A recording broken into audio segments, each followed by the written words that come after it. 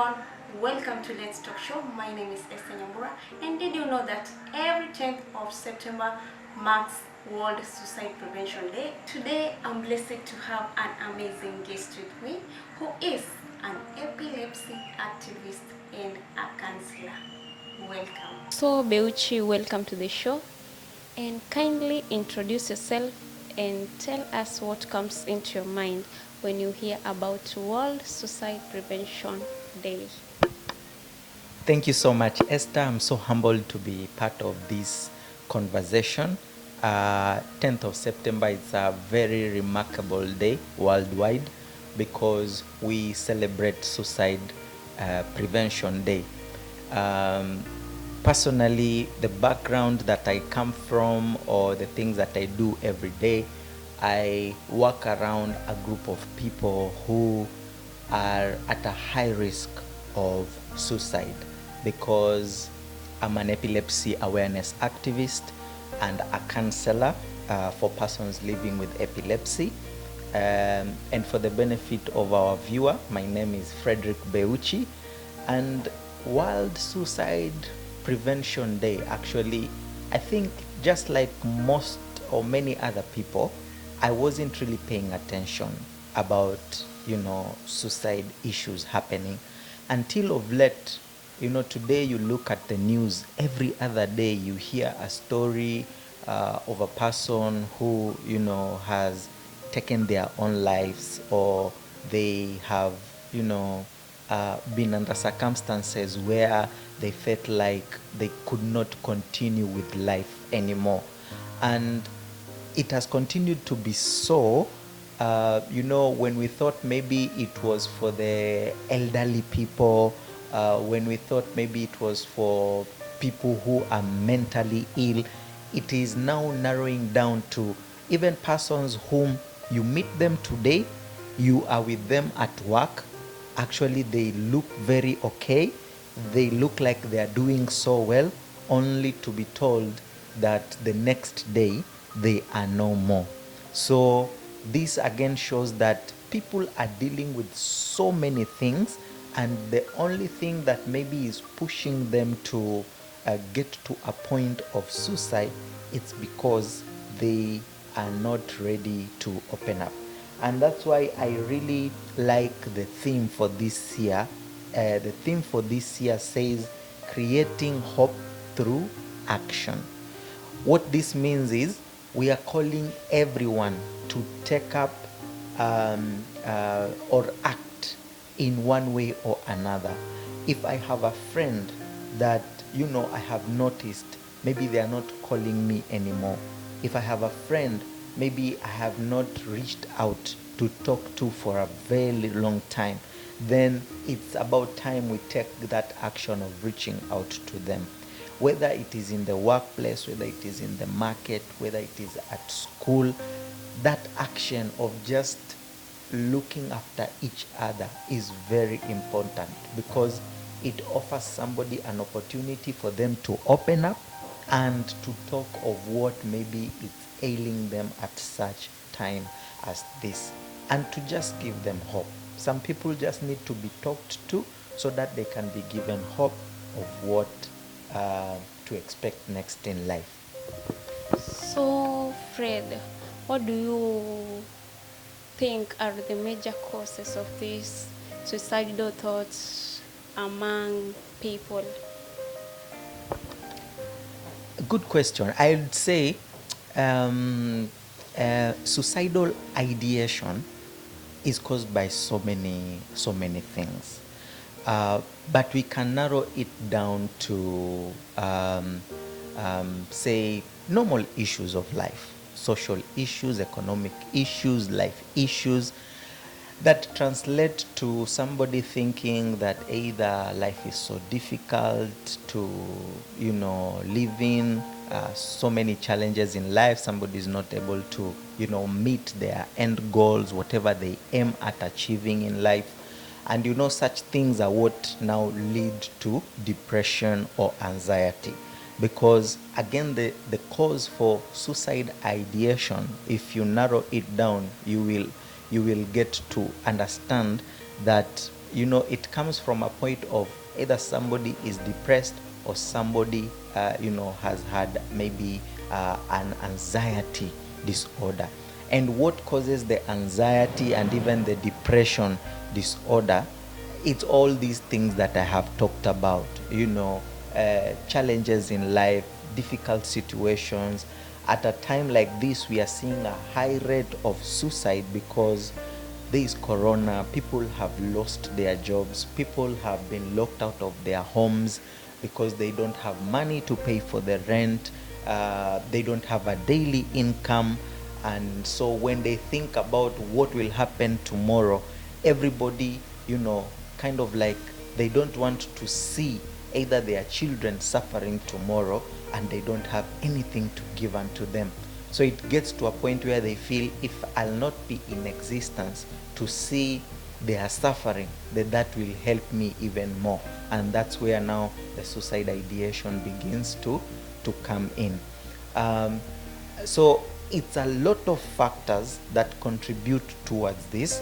We can talk of mental illnesses, that lead to people also getting to that point of suicide.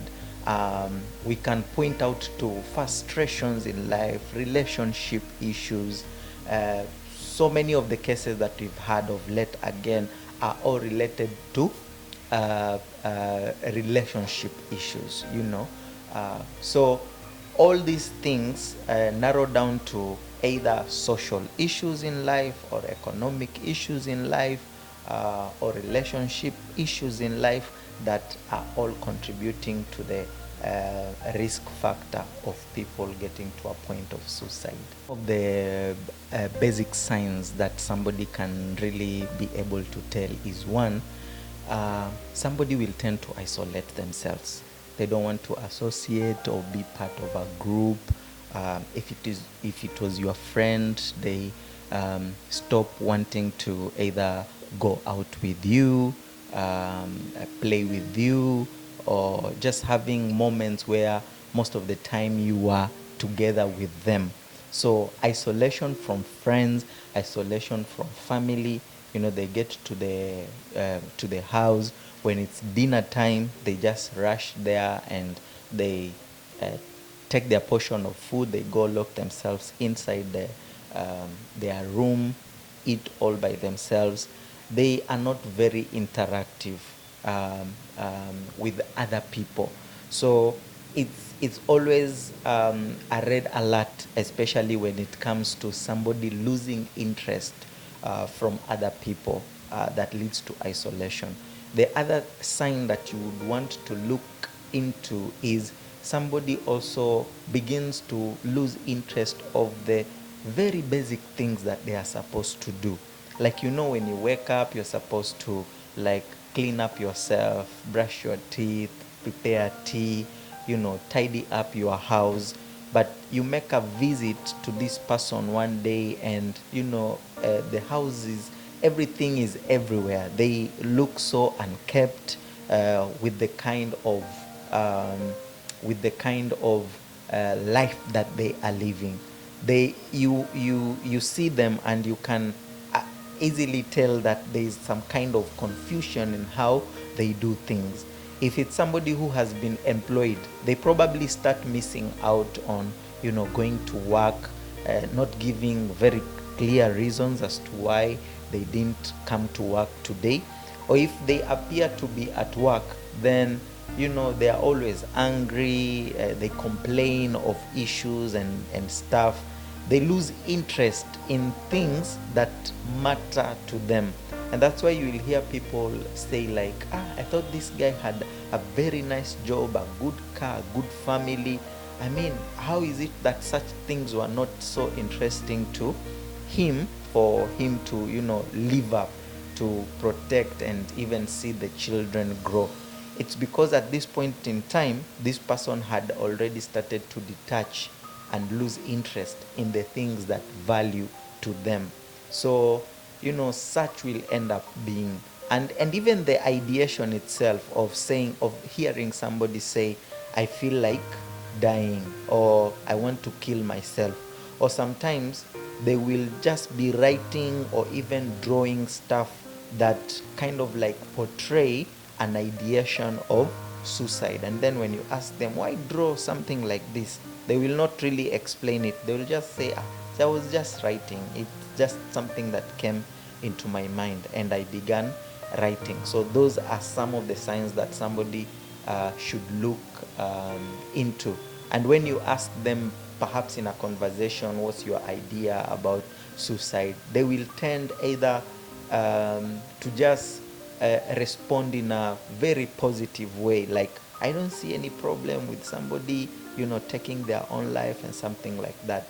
Such is a person that you need to follow so closely, because if left alone, they will continue with that until that point in time when it kind of like actualizes for them. Fred, that point about self-isolation, we have some people who are friendly, they are so friendly that you can't tell the next minute they are going to kill themselves. So what about them? Well, there are some who will use either that as a cover, because they know the moment they start withdrawing and they were very friendly and talkative people will start asking questions. So to cover that up, they might want to keep up with the same kind of a spirit so that it does not send a signal to all these people. But even if they cover it up with this other character of continuing to be very talkative and interactive, there will always be some small signs that at the end of the day it will tell. And just because this person wants to cover it up by trying to remain normal, sometimes even in their talkativeness, they will be talking more than even their original self. And that will give you also a sign like, apana, this person is kind of like wanting to cover up something. Yes, we know he's a talkative guy, but of late, why is it that he wants to dominate every conversation that we are having?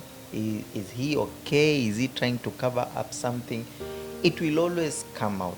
If somebody is planning to do something that is not good, it will always show, even from how they communicate, because already their mind has recorded that I need to kind of like clean myself up before people, so that by the time I do this thing, nobody, kind of like think it was me. Yeah. So for that to come out, and if it is a friend that you guys have been tight and you know each other so well, you will be able to tell. So have you ever had suicidal thoughts personally? Well, personally, no. Personally, no. It's not something that I would wish for myself.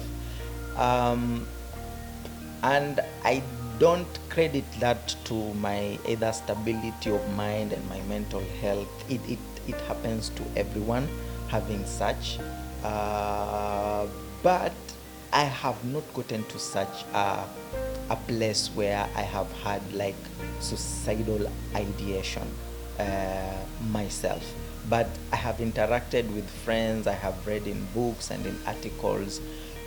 In the field of work that I do, being a counselor for persons living with epilepsy, I have had cases where the patients that I have interacted with, I have shared that at some point when they were diagnosed with epilepsy, they began having this suicidal ideation because they thought like their life had come to an end. They will not be able to go to school, to go to college. They will not be able to achieve their dreams and goals in life. And when at that point you feel like life has no meaning, then something else sets in. You begin thinking, at the end of the day, if I'm not there, it does not make any kind of a difference. So I might not have experienced it personally, but at least to some extent, the people that I have interacted with have kind of like learned one or two things from them when it comes to suicidal ideation. Ulitaka kujiua lakini ukabahatika. Bahati mbaya, tuseme ni bahati mbaya. So do you think Kenya should decriminalize suicide? Yeah, I think for the longest time, suicide has been criminalized, and because when we were starting this show, we talked about the causes that lead to somebody getting to a point of having that kind of a suicidal ideation. It's not their own making. Ni ugumu wa maisha, ni zile hali wamepitia, they have been depressed, a lot of anxiety and stuff like that, of which, say, if somebody life was led to depression because they lost their job, if they were given an opportunity to get another job, or if they were reinstated in their job, maybe they wouldn't get to that point of depression, and that could lead to suicidal ideation.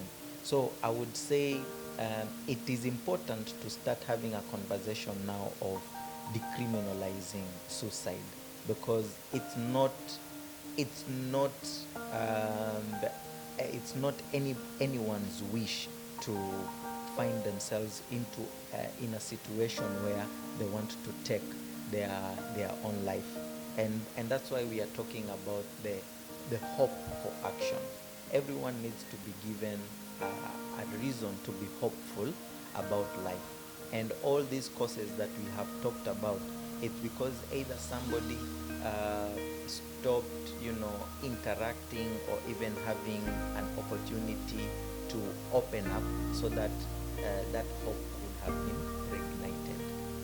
So you cannot criminalize somebody who, if they were given an opportunity, then they could have changed that idea and continue to live hopefully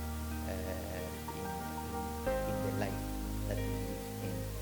So criminalizing suicide, I don't think it's the best way to go. We should have very key conversations on how best we can help those that have found themselves into such a situation. Thank you so much, Fred, for joining, and thank you very much, my viewers, for watching Let's Talk Show.